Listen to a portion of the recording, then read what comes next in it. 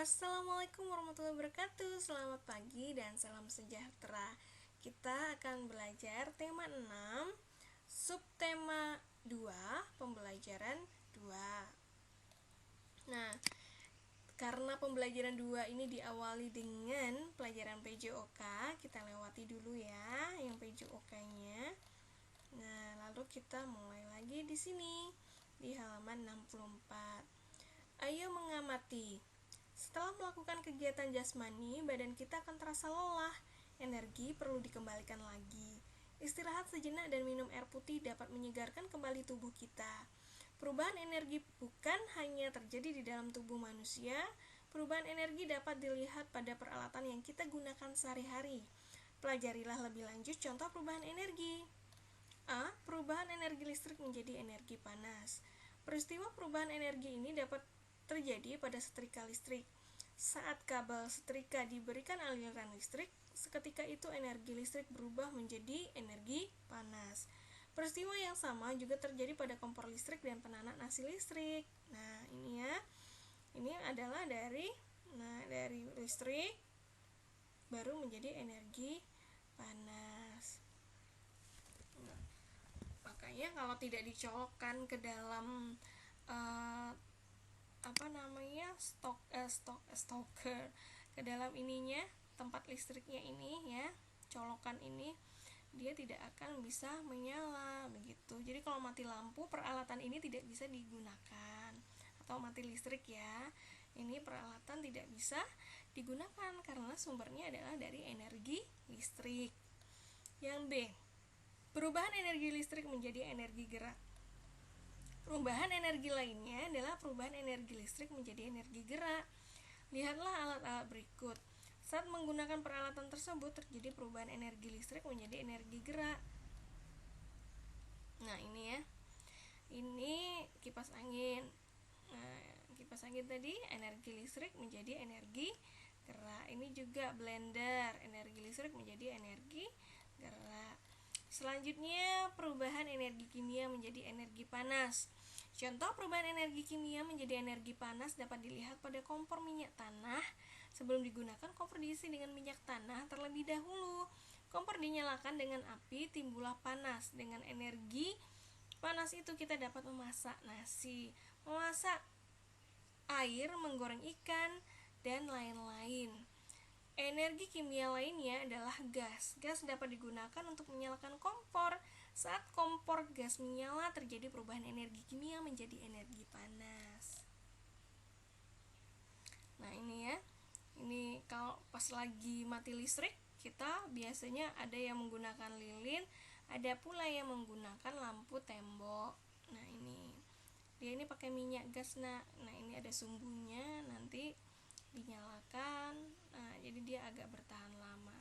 Ini ibu sedang memasak di dapur ya, memasak sayur sepertinya kalau hijau-hijau ini ya. Nah, dengan menggunakan kompor. Ini adalah perubahan energi kimia menjadi energi panas karena mengeluarkan api di sininya. Lalu perubahan energi gerak menjadi energi bunyi.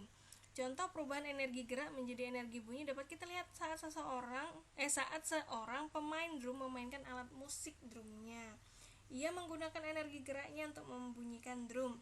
Contoh lainnya yaitu saat kentongan dipukul, energi gerak pemukul kentongan berubah menjadi energi bunyi. Nah, ini ya.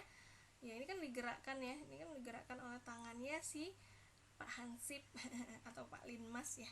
Nah, ini ditok tok tok tok. Nah, ini pasti ada suaranya. Begitu juga dengan pemain drum, juga akan mengeluarkan suara. Kalau kalian main gamelan juga bisa, main gong juga bisa.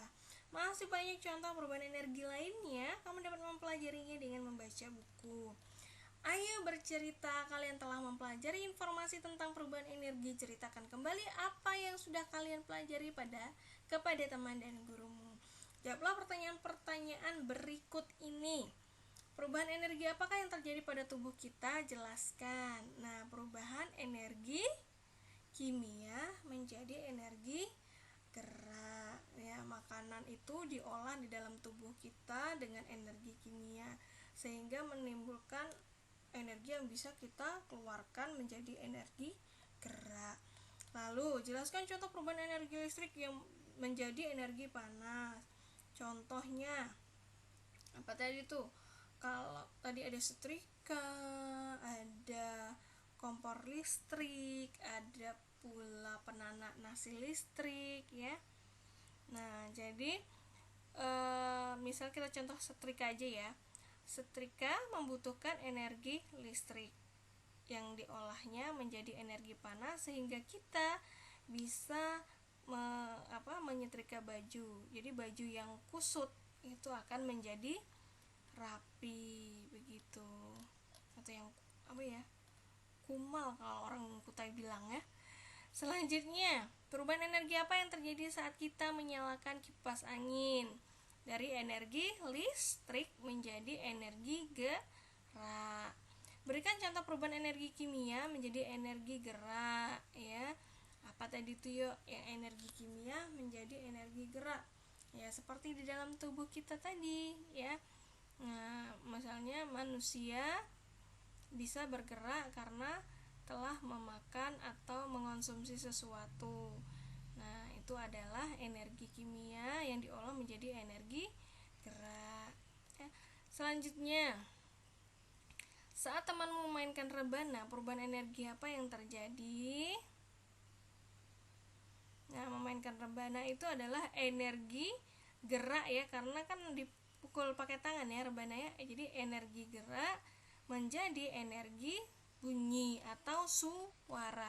Di sini dia bilangnya bunyi atau suara ya, Nak. Sebentar. Oh iya, energi bunyi. Ya, berarti sama sistemnya dengan kentongan dan pemain drum tadi ya. Jadi kalau rebana itu karena alat musik ritmis yang dipukul. Nah, jadi dia ada perubahan energi dari energi gerak menjadi energi bunyi. Lanjut, ayo mengamati. Tuhan Maha Pengasih lagi Maha Penyayang. Karena kasih sayangnya kita semua dapat hidup. Energi adalah nikmat Tuhan yang berguna bagi kelangsungan hidup. Semua orang berhak memanfaatkan energi yang sudah dianugerahkannya. Kita berhak menggunakan energi tersebut, tapi kita juga memiliki kewajiban terhadap energi. Kita wajib menggunakan energi dengan bijak. Energi di dalam tubuh harus digunakan untuk sesuatu yang baik dan bermanfaat. Berikut ini adalah contoh seseorang yang memanfaatkan energi untuk hal yang bermanfaat. Contohnya seorang guru, ia mengeluarkan energinya untuk mengajar. Ia curahkan tenaga agar murid-muridnya menjadi cerdas dan terampil. Guru berharap kelak murid-muridnya menjadi orang yang berguna. Demikian juga seorang petani, ia menggarap sawahnya dengan sekuat tenaga. Energinya digunakan untuk mencangkul dan menanam padi di sawah. Di bawah terik matahari yang menyengat, dia tetap bekerja. Petani berharap sawah yang digarapnya akan menghasilkan padi yang bagus. Banyak orang yang membutuhkan padi untuk kebutuhan hidup. Padi digiling menjadi beras, beras dimasak lalu dimakan. Nah, beras yang dimasak namanya nasi, Nak ya. Nah, itu dia. Jadi, kalau energi kita gunakan dengan positif, maka hasilnya juga akan baik. Ya. Menggunakan energi untuk hal yang berguna merupakan suatu kewajiban. Jangan menggunakan energi untuk hal yang tidak berguna. Misalnya tenaga seseorang yang kuat digunakan untuk berkelahi, itu tidak bagus, Nak ya. Energi bunyi dari radio digunakan untuk mengganggu orang lain, atau energi panas api digunakan untuk main petasan. Itu ngeprank gitu ya. Itu jelek ya, nggak bagus ya, Nak ya. Nih, lihat. Ada ibu-ibu, ada punya anak bayi, tiba-tiba kalian lewat, nih kan anak bayinya tidur, kalian lewat bawa radio yang suaranya besar banget. Ini ibunya kan, anaknya kan terganggu dan nangis begitu. Ada yang main petasan, ini berbahaya untuk kalian sendiri ya. Nanti kayak kalau kalian suka nonton Upin Ipin, nanti kayak Fizi ya yang kecelakaan kena tangannya, atau Ehsan itu, lupa ibu. Ya, bagaimana pendapatmu jika ada orang yang menggunakan energi untuk hal yang tidak baik? Apa yang akan kamu lakukan terhadap orang tersebut? Nah, kita akan menegurnya pasti ya, Nak ya, menegurnya dengan baik. Nah, tuliskan pendapatmu di bawah ini. Bagaimana pendapatmu ya? Perbuatan itu ya tidak boleh dilanjutkan, tidak boleh ditiru. Lalu kita akan menegurnya dengan cara baik agar orang tersebut tidak melakukan hal itu yang bisa merugikan orang lain dan juga dirinya sendiri. Nah, oke, sampai di sini dulu perjumpaan kita di pembelajaran 2. Nah, kita akan bertemu lagi di pembelajaran 3. Wassalamualaikum warahmatullahi wabarakatuh. Selamat pagi dan salam sejahtera. Bye-bye.